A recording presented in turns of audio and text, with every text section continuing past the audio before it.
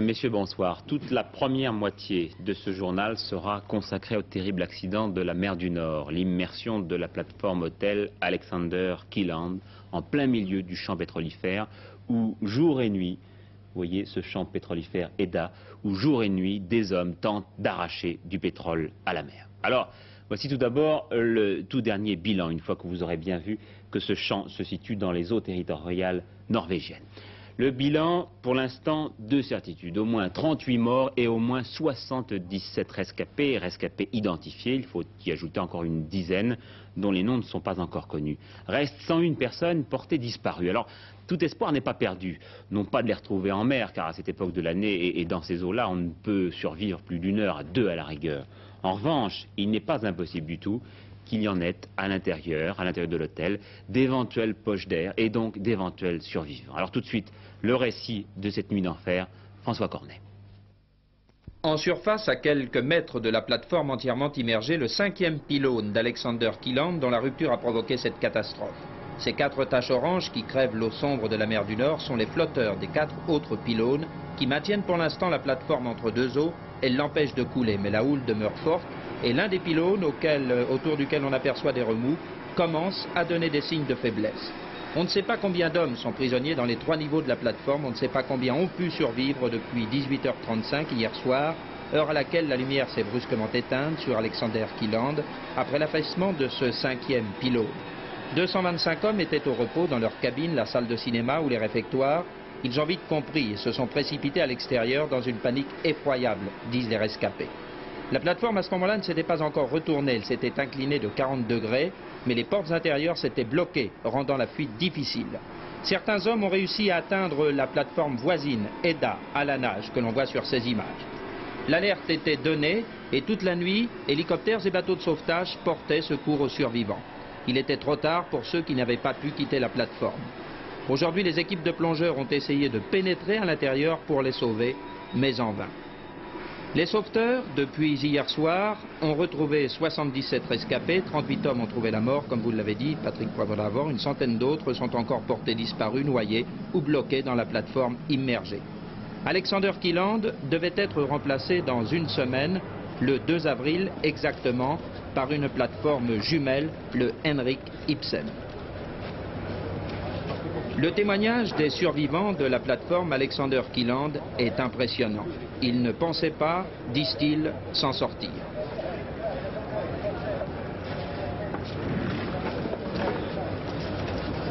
Ici, on fait le recensement et on identifie les survivants. Voici un témoignage, un autre qui va apparaître dans un instant. Ce rescapé était dans la salle de cinéma. Il a réussi à rejoindre la plateforme EDA à la nage, mais autour de lui, dit-il, ses compagnons se noyaient dans l'eau glacée. Sur ces plateformes de forage offshore ou de repos en mer du Nord, des exercices sont effectués régulièrement. L'évacuation de 200 hommes doit se faire normalement en une dizaine de minutes, mais hier soir, selon les témoignages des rescapés, il s'est écoulé moins de 5 minutes entre la rupture du 5e pylône et le moment où la plateforme s'est retournée. Oui, alors dès que nous avons appris le drame hier soir, Jean-Jacques Dufour, Michel Alikoff et une équipe d'Antenne 2 a sauté dans un avion. Le reportage vient à l'instant de nous parvenir. Au centre de secours, sur l'aéroport militaire de Sola, les hélicoptères déposent les accidentés de la plateforme. Nous avons à côté de nous le responsable de ces opérations de sauvetage. C'est une opération très difficile à cause du temps. Le vent souffle en tempête, les vagues sont très hautes et dans la journée, il y a du brouillard.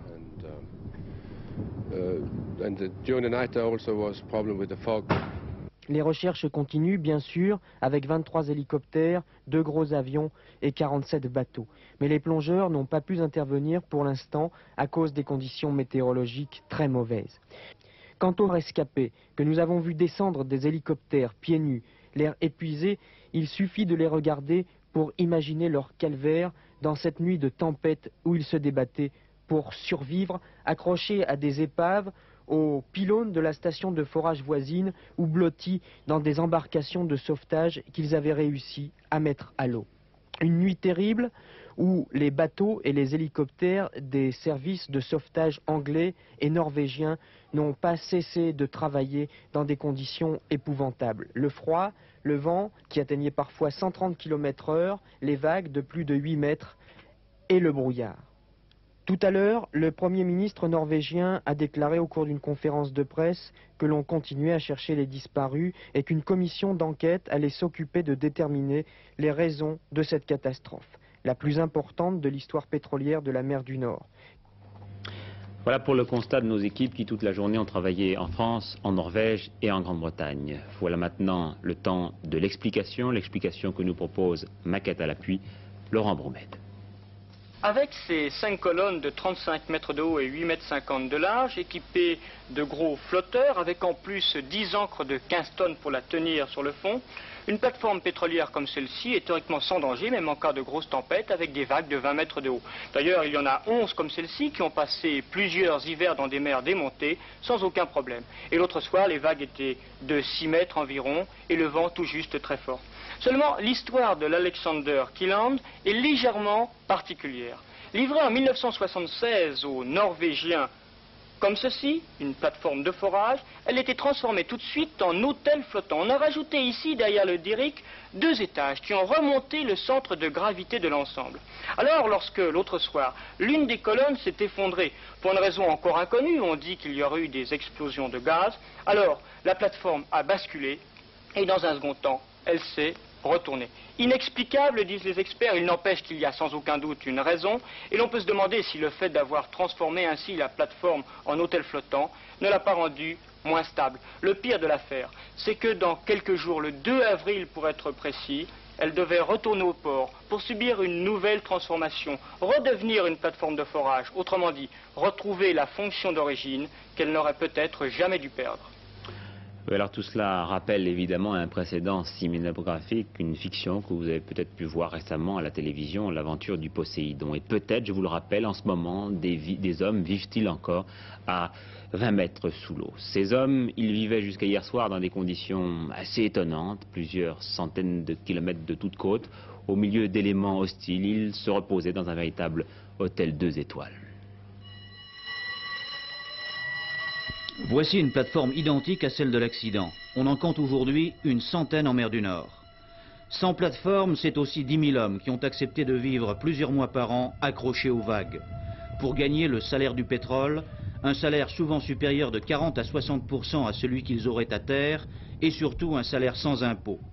Beaucoup d'Écossais, des Scandinaves et quelques Européens, des hommes qui travaillent fréquemment 12 heures par jour en 2 équipes. Passés 15 jours à bord, dans des locaux exigus, ils ont le droit à 15 jours à terre.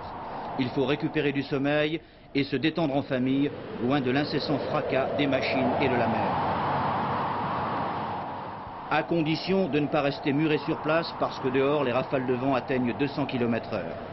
À bord, l'alcool est formellement interdit, les zones fumeurs sévèrement surveillées. Les exercices d'alerte sont fréquents, danger d'explosion ou problème d'évacuation. À certaines périodes de l'année, la température de l'eau est si basse que le moindre faux pas peut être mortel. Un homme à la mer ne peut difficilement survivre sans équipement spécial.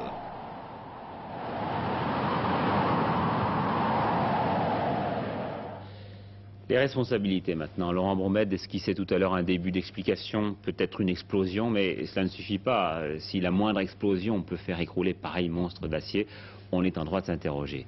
De s'interroger et d'interroger tout d'abord le PDG de la compagnie propriétaire. Nous l'écoutons. Il y a une première question, monsieur. Comment vous, constructeur, expliquez-vous la catastrophe? À l'heure où je vous parle, il n'y a pas d'explication. Une seule piste est très ténue, serait une explosion au sommet d'une des 5 pattes de la plateforme.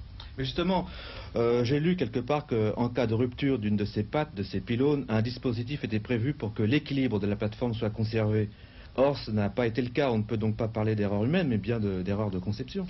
Ce n'est pas un dispositif, c'est que la plateforme est conçue et calculée pour travailler sur ses 4 pieds aussi bien que sur ses 5. C'est une plateforme de forage. Et elle peut forer même si une patte disparaît. Mais alors le fait d'avoir transformé cette plateforme, d'y avoir ajouté un niveau, par exemple, n'est-ce pas une explication?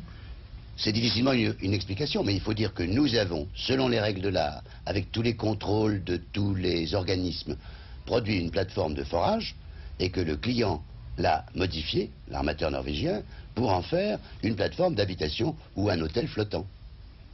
Depuis 4 années, on assiste à une baisse des marchés des plateformes pétrolières. Or, vous êtes constructeur. N'est-ce pas le coup de grâce aujourd'hui à la technique offshore? Non. Plus d'un navire a fait naufrage et on continue quand même de voguer sur les mers. Pour ce qui est de l'offshore, il vient de passer une période de vache maigre qui a duré 3 ou 4 ans. Il est en train de repartir, et ceci très vivement, en particulier depuis le mois de décembre dernier. Alexander Kielland était assuré pour une cinquantaine de millions de dollars, ce qui n'est pas énorme, disent les assureurs. Les plus gros chiffres vont aux plateformes de forage avec les risques de pollution que cela peut comporter. Quant à l'entreprise qui fabrique ces plateformes, c'est une entreprise française, la compagnie française d'entreprises mécaniques, qui se trouve à Dunkerque. Ce n'est malheureusement pas la première fois qu'une plateforme pétrolière est source de problèmes. Ainsi, aujourd'hui, on apprenait que l'une d'entre elles, en mer Caspienne, en URSS donc, venait de brûler pendant 2 mois. Et vous avez, je pense, tous en tête les grandes pollutions de l'Ixtoc One dans le golfe du Mexique ou d'Ecofisk, j'en parlais tout à l'heure, en mer du Nord. Et ceci sans parler des explosions ou échouages en tout genre. En mars 1976, une plateforme de forage, le Deep Sea Driller sur ces images, s'échoue au large de la Norvège, 6 personnes sont noyées. En avril 1976, 13 personnes trouvent la mort dans le naufrage de la plateforme Ocean Express au large du golfe du Mexique. En avril 1977, près des côtes norvégiennes, une explosion sur la plateforme Bravo du gisement d'Ecofisk ne fait pas de victimes mais provoque une immense pollution en mer du Nord. C'est le pompier volant Red Adair qui parviendra à colmater la fuite une semaine plus tard. En février 1978, toujours en mer du Nord, un feu sur la plateforme Statfjord fait 5 morts parmi les ouvriers. Au cours de l'année 1979, 6 accidents ont eu lieu, principalement au large des côtes de la Louisiane. Le 3 juin 1979, le puits de pétrole Ixtoc One explose dans le golfe du Mexique. Pas de victimes, mais la plus grande marée noire de tous les temps, plus de 3 millions de tonnes de brut à la mer, ne se terminera que 9 mois plus tard. 9 mois plus tard, c'est-à-dire il y a quelques jours. Alors dans ces conditions, on peut se demander si l'homme n'est pas fou de rechercher ainsi par tous les moyens un peu d'or noir dans des endroits aussi impossibles. Philippe Dumez vous explique l'enjeu et ce que représente en chiffres la recherche pétrolière en mer. Pourquoi aller chercher du pétrole en mer dans des conditions souvent très dures? Peut-être simplement parce que sous la mer, il y a aussi des bassins sédimentaires où le pétrole a pu se former. Peut-être aussi pour des questions politiques afin de ne pas dépendre d'autres pays. Mais cette recherche pétrolière et son exploitation coûtent cher du fait des investissements colossaux qu'elle implique. Il faut faire d'énormes engins, les plateformes qui sont étudiées pour résister à des vagues de 30 mètres et à des vents de plus de 120 km/h. Rien que pour la mer du Nord, on en compte plus d'une centaine, dont le prix de location varie de 350 000 à 700 000 francs par jour. Lorsque les recherches dans les mers froides ont commencé il y a une quinzaine d'années, les compagnies pétrolières ont pris un gros risque parce qu'à l'époque, ce pétrole-là revenait 100 fois plus cher que celui du Moyen-Orient. Il faut noter aussi qu'entre la prospection et le moment où l'on produit, il s'écoule entre 7 et 10 ans.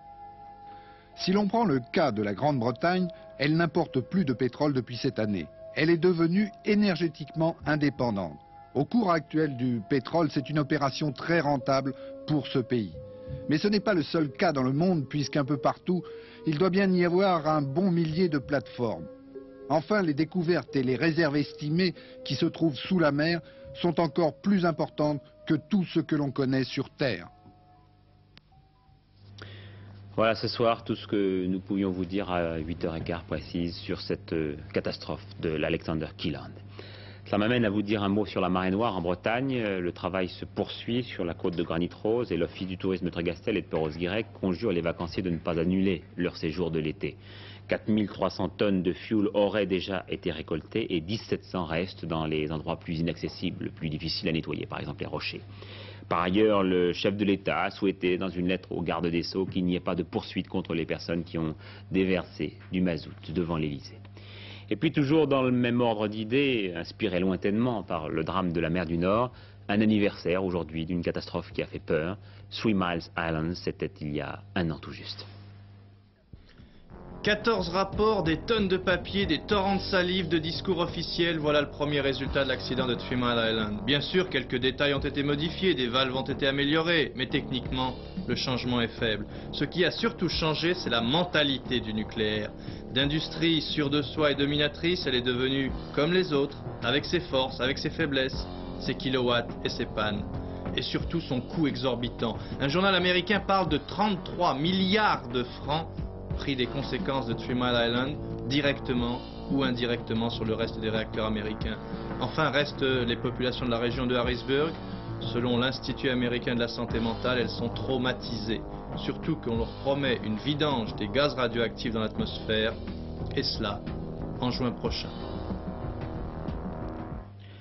L'épineux dossier européen maintenant, des nouvelles plutôt encourageantes en provenance de Londres. À l'issue du sommet Schmidt-Thatcher, les deux chefs de gouvernement ont estimé qu'une solution était possible au problème de la contribution anglaise au budget européen. Hier soir, le Conseil des ministres de l'Agriculture des 9 avait autorisé la France à dévaluer son franc vert, ce qui entraînait une augmentation de 3,5% des revenus des agriculteurs français.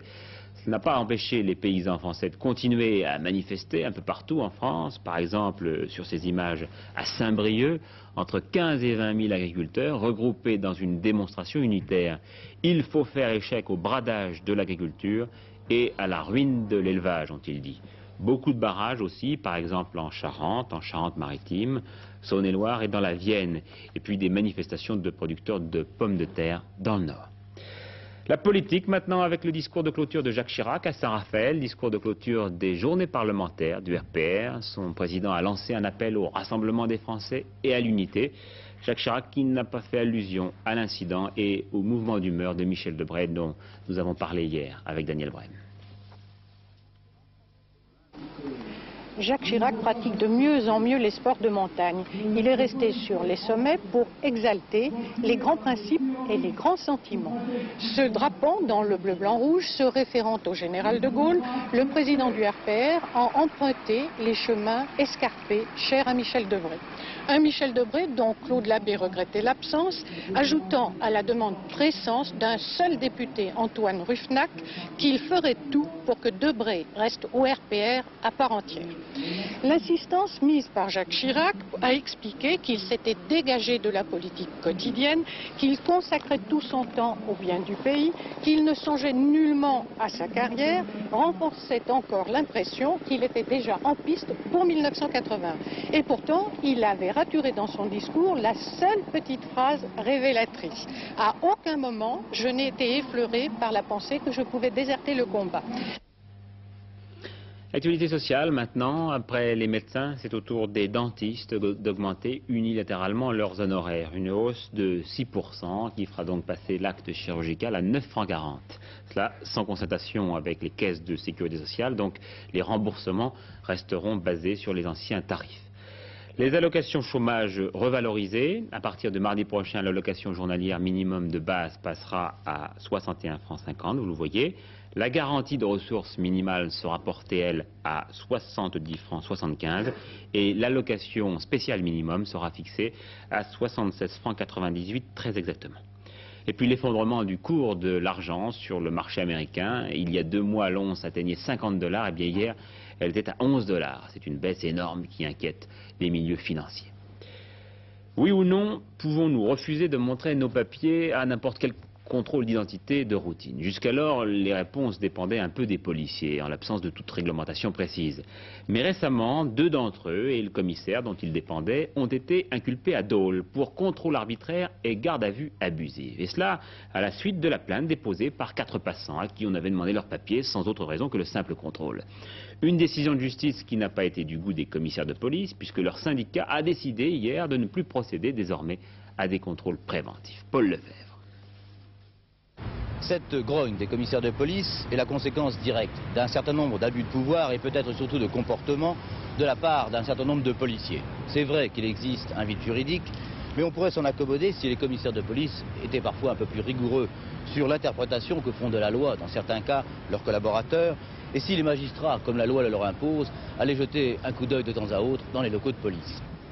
Aucun citoyen n'est tenu de décliner son identité, ni à plus forte raison de suivre les policiers au poste, s'il n'est pas en infraction.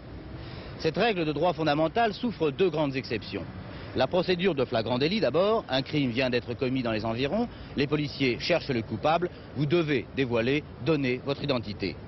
Deuxième exception, la procédure d'enquête judiciaire, c'est-à-dire une recherche de suspect demandée par un magistrat et effectuée sous la direction d'un officier de police judiciaire. On peut ajouter un troisième cas, en voici, c'est-à-dire le cas où vous êtes vous-même en infraction.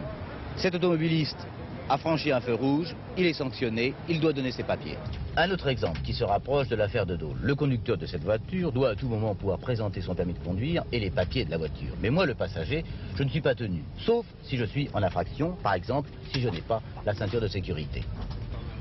Reste que les policiers doivent faire leur métier. Ils sont coincés entre les impératifs de la sécurité publique, que tout le monde leur réclame, et le respect des droits individuels que tout le monde veut défendre. Ce qui est sûr, c'est que l'important n'est pas tellement le texte lui-même que l'interprétation qu'on en fait. 600 kilos d'explosifs et une vingtaine d'armes automatiques saisies par la police judiciaire en région parisienne. Une trentaine de personnes, dont une dizaine de jeunes femmes, ont aussi été interpellées, gardées à vue. On les soupçonne d'être les membres d'un réseau terroriste, Action Directe. Ils seraient, je dis bien ils seraient, responsables d'un certain nombre d'attentats récents, de hold-up et du mitraillage du ministère de la Coopération il y a quelques jours. L'actualité à l'étranger maintenant, au Tchad, tout espoir de cessez-le-feu a disparu et les combats sont toujours aussi violents dans le centre de N'Djamena. Cet après-midi, 2 cellules d'intervention chirurgicale de l'armée française sont parties pour venir en aide aux nombreux blessés de la population. URSS, nouvelles arrestations de dissidents. Vladimir Borisov, l'un des militants des syndicats libres, a été arrêté à Leningrad et interné dans un asile psychiatrique. Et Marc Morozov, qui est un autre militant des syndicats libres, a également été arrêté. Puis le reste de l'actualité internationale en images, cette fois, avec le verdict très sévère du procès de Gafsa en Tunisie. Et tout d'abord, les récents développements de l'assassinat de Monseigneur Romero. Le corps de Monseigneur Romero, archevêque de San Salvador assassiné lundi, a été transféré hier de la basilique du Sacré-Cœur à la cathédrale de la capitale salvadorienne. Plus de 20 000 personnes ont accompagné dans le calme la dépouille de l'homme le plus populaire du pays. Un millier de religieuses et de religieuses chantaient des hymnes en latin. Dans les rues de San Salvador, les policiers étaient nombreux. La volonté des militaires au pouvoir était en effet de faire une démonstration de force. Monseigneur Romero sera enterré dimanche. D'ici là, on craint des troubles importants pour les obsèques d'un homme qui prêchait la non-violence. Tunis, jugement et verdict, moins de 60 jours après l'attaque du commando contre Gafsa. 53 personnes, dont une trentaine d'assaillants venus de Libye, ont été jugées et le tribunal a jugé rapidement et sévèrement. 15 condamnations à mort, dont 2 par contumace, ont été prononcées, ainsi que 10 peines de travaux forcés à perpétuité. Le procès a été retransmis par la télévision tunisienne. Les accusés ont 3 jours pour se pourvoir en cassation. On s'attend généralement à quelques mesures de grâce de la part du président Bourguiba. Toujours à propos du Maghreb, Paris serait-il le lieu privilégié de négociation entre le roi du Maroc et le Polisario dans le cadre du conflit du Sahara occidental? Le roi Hassan est à Paris depuis plusieurs jours et à sa sortie de l'Élysée, il avait déclaré à Antenne 2 « On ne combat pas pour combattre, mais pour négocier ». Et le ministre de l'Information du Front Polisario est lui aussi à Paris. Alors, y a-t-il eu des contacts entre les deux? Questions de Gérard Sebag. Pour le moment, il n'y a aucun contact entre nous et le Maroc, étant donné que le Maroc refuse toujours la négociation. C'est une situation déplorable parce que le Maroc choisit la guerre au lieu de la paix. Les derniers combats qui se sont déroulés au Maroc font la preuve que la guerre continue avec beaucoup de vigueur et avec beaucoup de violence. Est-ce que cette dernière bataille a été, à votre avis, très importante? Les batailles qui se sont déroulées dernièrement à Ouargziz, à l'intérieur du territoire marocain, ont été marquées par une violence particulière. Le Maroc a engagé des forces énormes. Les élites des forces marocaines ont participé à ces combats. Les forces Ouhoud et Zallaka et le 3e régiment de Zak. Ces forces ont été complètement décimées durant des combats qui ont duré 11 jours. Et les forces sahraouies contrôlent le terrain jusqu'à maintenant dans les hauteurs de Ouargziz à l'intérieur du territoire marocain. Oui, dans l'entretien auquel je faisais allusion tout à l'heure, Hassan II nous avait donné une image toute différente de cette bataille du sud marocain. Il avait même dit tout le contraire. États-Unis maintenant, vous qui allez vous lancer demain dans les embouteillages, peut-être même dès ce soir, vous rêvez peut-être à une voiture idéale, celle qui résoudrait tous les problèmes d'énergie. La voiture électrique que Claude Guénière a testée pour vous en Californie, est-elle la solution? Je vous laisse répondre. Son constructeur lui a donné un nom, hybride, c'est-à-dire le produit d'un croisement. Elle détient déjà un premier record, celui de consommation, 2,4 litres d'essence au 100 km. Et un deuxième, celui de curiosité. On comprend, elle a 6 roues. Mais la trouvaille est qu'hybride fonctionne soit avec son moteur électrique, soit avec son moteur à essence, soit en combinant les deux. À l'arrière, 12 batteries de 6 volts qui alimentent le moteur électrique. À l'avant, un moteur à essence de 700 cm3. Vitesse, 60 km/h à l'électricité, 75 à l'essence, 90 en utilisant les deux en même temps. Ok, disent les Américains, je paie cash. Big Straton n'a pas l'intention de commercialiser cette voiture. Elle a été construite simplement pour montrer à tout un chacun ce qui pourrait être fait pour lutter contre la crise de l'énergie et pour servir d'exemple. Comme tous les hybrides, ce prototype ne fera pas d'enfants et c'est dommage. Car le problème des voitures électriques, c'est leur peu d'autonomie, 100 km. L'hybride, en combinant ces deux moteurs, l'un et dans l'autre, peut parcourir plus de 400 km et si les batteries sont à plat, on peut toujours rentrer chez soi. Il n'y a qu'à appuyer sur la pédale et c'est parti. Première astuce, les batteries, qui pèsent près de 500 kg, reposent entièrement par une suspension indépendante sur les deux roues tout à l'arrière, économisant l'énergie nécessaire à entraîner les deux autres qui sont motrices. Les roues avant sont directrices, mais la trouvaille est l'enclenchement tout en roulant du deuxième moteur. On peut rouler comme ça, on peut continuer à conduire avec le moteur électrique en ville. Et si nous avons besoin de plus de puissance, il n'y a qu'à tourner la clé de contact d'un cran et le moteur à essence part. L'hybride en fait est une voiture électrique de ville. Pour les longues distances, pour franchir une colline, elle utilise ses deux moteurs. Si les batteries sont déchargées, elle marche à l'essence. Elle est belle et ses 6 roues intriguent.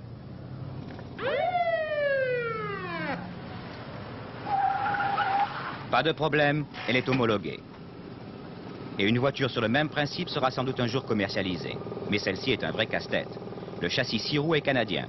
Le moteur à essence vient d'un tracteur à jardin. La direction d'une Ford Pinto. La suspension d'une Mustang. La transmission est allemande. La fabrication américaine. Pourtant, la première voiture hybride était française. Une Krieger, construite en 1904 et oubliée. La nouvelle pourrait être la voiture du futur. Oui, les pratiques vous diront qu'il n'y a pas beaucoup de place pour les bagages puisque le capot est plein et que le coffre est plein. Sport, tennis, troisième journée de l'Open de Nice. En quart de finale, seul Gilles Morton restait en compétition pour la France. Eh bien, il a été balayé en 2-7 par l'Espagnol Orantes. En demi-finale, Borg rencontrera Fernando Luna, qui avait battu Noah, et l'Italien Barazzuti sera opposé à Manuel Orantes. Loto, une jeune femme de 35 ans de La Ciotat qui ne savait pas comment payer son loyer à la fin du mois, n'a plus de soucis à se faire. Elle a gagné près d'1 milliard de centimes au loto. Puis la naissance d'un nouveau confrère en province, le mensuel Triangle Vert, qui se propose de promouvoir les loisirs et la vie culturelle en Normandie. La météo, eh bien hier soir, Laurent Bourmette pensait que seul un miracle pouvait ramener le beau temps. Eh bien ce miracle, c'est pour l'instant produit. En tout cas, pour l'instant, hein, l'ensemble du pays a connu d'assez belles éclaircies et a bénéficié de températures très agréables. Demain, le temps restera sans grand changement, malgré beaucoup de nuages, quelques petites pluies en montagne, quelques risques d'orage se déplaçant du nord-ouest vers le sud et vers les Alpes. Toutefois, des vents assez forts souffleront sur les côtes de la Manche et de l'Atlantique. Ce soir, vous avez rendez-vous avec Hervé Claude pour les toutes dernières nouvelles aux alentours de 22h50. Demain, à 12h30, l'émission de Jean-Claude Mange au samedi et demi aura pour thème les hommes politiques et la télévision, avec entre autres invités Robert Fabre et Arthur Comte. Léon Zitrone vous présentera le journal de 20h et puis j'aurai le plaisir de vous retrouver lundi à 20h avec tout de suite après à 20h25 un quart sur table exceptionnel avec Cyrus Vance. Bonne soirée à tous et bonne fin de semaine.